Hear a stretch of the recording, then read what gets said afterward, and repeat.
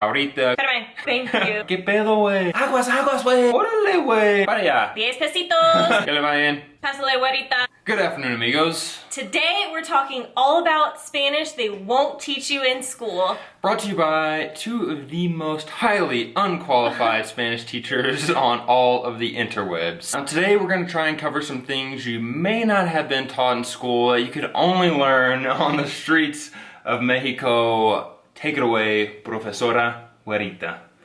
Número uno. Number one, the meaning of the word ahora or ahorita. Now, you may know that nunca means never, and you may have learned that ahora means now, or ahorita could mean right now, but really, ahora means Never. So both nunca and ahora or ahorita, all three of those mean never. For example, if you have someone coming to your house and they say, I'm coming ahorita, it means they haven't left yet. Probably not gonna see them. You're probably not gonna see them. They may or may not be coming, but probably not. Yeah. If you have maybe some work being done on your house and they say, well, it'll be done ahorita, Not gonna happen. never, nunca. You may have learned in school that esperar means to wait. And so you may have even gone as far as learning espérame means Wait for me. wait for me. But what you may not have learned in school is... Espérame. Espérame, joven. What did you just say? Espérame. Yeah, that would be espérame. So it's more of a contraction. So you just take off the es, you just go straight into espérame. I have never heard anybody say espérame in Mexico. It's always a quick Or espérame. It's usually espérame. Espérame. It's a Espérame. very, very fast. You're not gonna catch it until about the 50th time. Yeah. And if you hear that, that means wait. Now this one's one of my all-time favorites, and it actually doesn't involve Spanish. This is just more of body language communicating, and really that's our main goal when we're trying to learn Spanish, right? Yeah. Is to be able to communicate with one another. And this one, I think you can only learn through spending time here in Mexico. Yeah, you're not gonna learn this one from your Spanish teacher. Here it is. The no thank you. Or thank you, Or the thank you. Or the When is this used? Give us an example. Well, this is used actually all the time. So if you were allowed to cross the street, someone waves you on to go, you would say thank you. So it can mean thank you.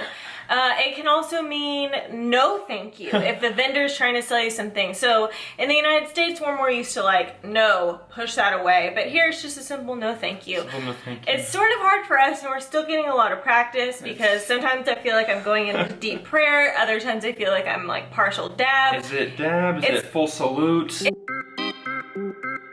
It's confusing. It's a work in progress. But I feel like this is one thing, if you do this, I feel super Mexican when I do this, because again, you're not going to learn this in school, you're not going to learn this in the States. I've never seen it used in the States. People will know you've been on the streets in Mexico. You've at least been to Mexico before. At this point in the video, I think it's only appropriate that we say a huge thank you to our new patrons of the week, Arturo, Christian, Juan Pablo, Jonathan, Ana Luisa, and Loretta. Thank you. Thank you. Now, this is one that I'm sure will get a rise out of all of you. You don't hear us say this in our Spanish videos or English videos ever, and honestly, it's not something we use very often, but it is really funny, and that is, what fart? Yeah, so sometimes when we hear people talking on the phone, they'll say things like, "Que pedo?" And ¿Qué pedo, güey? literally no hay pedo. that translates to what fart? Or like, there are no farts. And really that's just a slang way of saying like to your friend, not to your teacher, not to your girlfriend, mom. your wife, your mom. Again, it's not really something we use, but if it's like between two friends, between dos hermanos, you might use something like that, and it's just like, what's going on, what's up, que pedo, güey. So if there's anyone in high school Spanish, ask your teacher what que pedo güey means and see what you get. Now, you may have learned in 9th, 10th, or 11th grade Spanish that the word for water is agua. But what you may not have learned is aguas. And we don't mean like a plural of water. Waters. It doesn't mean waters, or maybe it does, but that's not the context we're really going for. We're going more for when, let's say you're walking on the street, your friend is about to step in a puddle, you would say, aguas, aguas, aguas, way. Warning, warning. And it really doesn't matter if they're about to walk in a puddle or not. It really just means more like cuidado, like watch out, be careful. If someone's about to fall, if something's getting in the way, aguas. So don't worry, there's not a torrential downpour coming. There's no tsunami on the way. It doesn't literally translate to water, although it took us a while to get this one. But again, I feel like if you can throw in aguas into a not in a conversation, but like if someone's walking across the street, you might get a little street cred. I agree. But again, we're just two dumb gringos. We have major street cred. We don't really speak Spanish, so again, two of the most unqualified Spanish teachers on all of the interwebs. Now, this word, you may have heard this word before if you've been watching any telenovelas or any shows on Netflix in Spanish, and this one's really probably one of the most important words you can learn in the Spanish language, simply because you can use it in almost any context, and the word is Orale. Orale, way, orale. We have a list here of some things that literally translates to in English, so without further ado, here we go. The word orale. In English means, I agree with you. Come on, bring it on. Yes, hurry up. That's amazing. I'm flabbergasted. There you go. Okay, it's your turn. Go ahead. I'm waiting for you. Watch it. You can pretty much use it, and if someone says something to you and you don't know how to respond, Orale. Just throw in an orale in there. I would absolutely not do that. I would definitely not recommend doing that, but it would be really funny, and I would love to see a video of you trying to do that. Now, one thing that Hillary and I do a lot in our time in Mexico is walk around. Get lost. We're always trying to look for a restaurant or things to do. Yeah. And we have to ask for directions quite a bit. That's like the root of my Spanish practice is being lost, asking people for directions. Anytime I ask somebody where something is at, there's usually 2 or 3 responses, and one of them is always, or is often, Por allá. para allá. Para allá is like over there. Yep. And it's basically, I think what we've come to, or what we have concluded is that Mexicans just don't want to tell you that they don't know exactly where it is. Or street addresses. Or they're not going to know an address whatsoever. So they're just going to say, it's para allá, para allá. Mm-hmm. And near the OXXO, turn right 2 blocks, para allá. es siempre para allá. Now, we've told you guys before about everything is ito in Spanish. So whether that's pesitos, cafecitos, everything, tortitas, everything is ito or ita in Spanish. And that is no different when it comes to talking about money. Yes. So my favorite thing is on the streets, there will be street vendors and they will sell things for 10 pesitos, 10 pesitos. Don't be confused. It is still 10 pesos. Just because they add pesitos doesn't mean that the actual peso is any less or smaller. Exactly. It's not change. It's not part of a peso. It's the entire peso. Yep. So this one could hopefully save you lots of money. Don't be confused. Even if it's 200 pesitos, it's still 200 pesos. Still gonna get ya.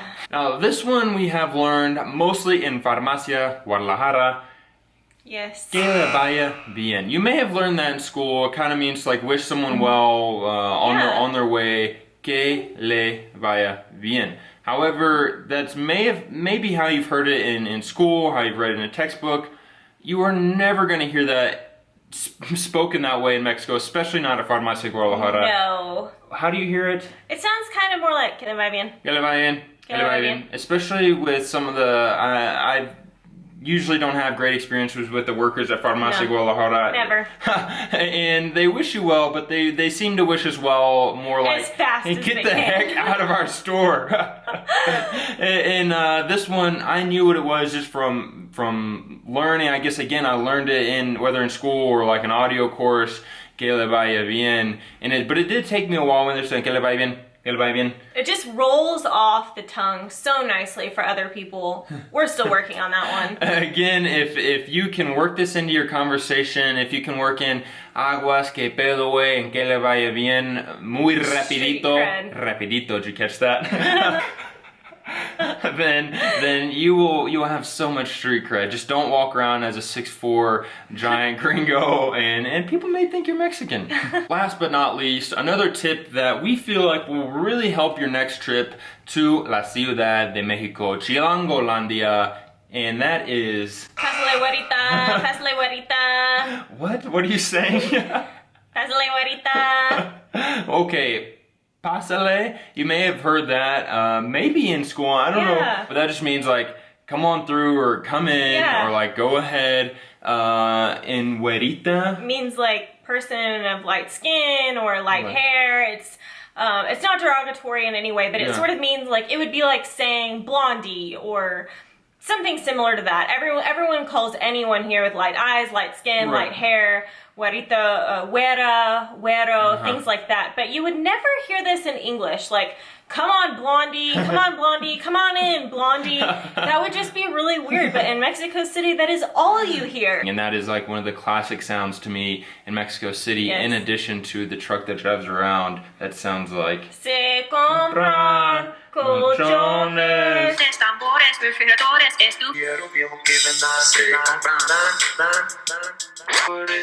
estufas, huevos de fierro viejo que vendan,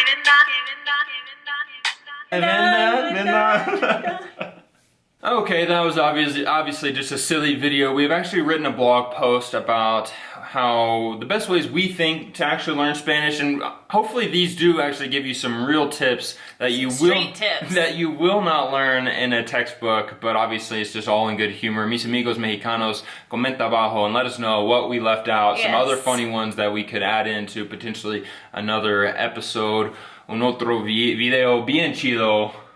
Wow. Orale.